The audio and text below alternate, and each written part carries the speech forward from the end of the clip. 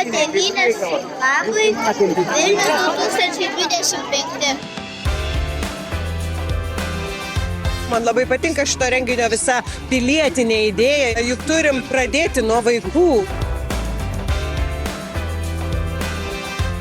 Ačiū kaimynei už Lietuvą. Tokiu būdu yra ugdomas tas ir pilietiškumas, ir patriotiškumas. Kaip mums sekės minti? Gerai. Gerai? Aha. Nebuvo sunkumų. Aš net nustebau, kad jau finišas. Tos dalykus įskiepyti vaikams reikia jaunam amžiui. Tuomet ir pasaulio čempionatai gauna kitą prasme, ir olimpiados. 3, 2, 1.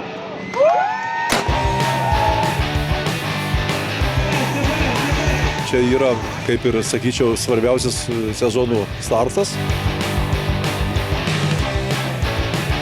Čia Lietuvos suaugusių čempionato lygį atitinka tokia organizacija.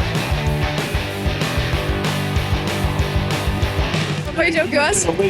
Labai atsiprašau savo pabėgėjų grupelės, kad taip išėjo, bet varžybos yra varžybos.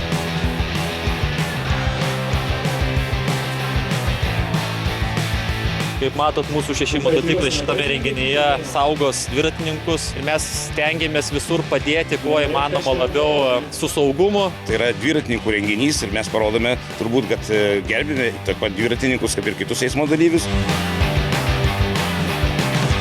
Atrodo nuostabus renginys ir kaip tik gedulo ir vilties diena, tai čia yra labai daug vilties. Kaip sekėsi minti? Gerai. Gerai. Nebuvo sunku? Ar buvo lengva? Buvo lengva. Mes turime atminti žmonės, kurie žuvo, kurie buvo ištremti vardant laisvos Lietuvos į Sibirą ir tai yra ypatinga diena. Šauliai, skautai, ugniagesiai, lygiuot.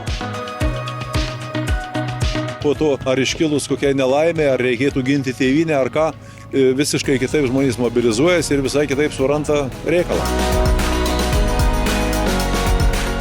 Reikia saugoti tą nepriklausomybę ir prisiminti praeitį, kokia nebūtų skaudi. Ir džiaugtis šiandien diena, ką mes čia ir matom, besidžiaugiančius vaikus. Tai yra tokia nuostabi bendruomenė, tai yra toks nuostabus klimatas, tai yra tokia fantastiška atmosfera. Labai gera nuotaika ir geras oras, tai linksmai praminėm. Sportas jisai užgrūdina, tai kuo anksčiau pradėsi, tuo bus geresni rezultatai. Po 5 ar 6 metų jau pradėjau dviračių lent. Didžiausia svajonė yra suburti mūsų žmonės, suvienyti ir stiprinti, didinti Lietuvos galią, pilietinę galią.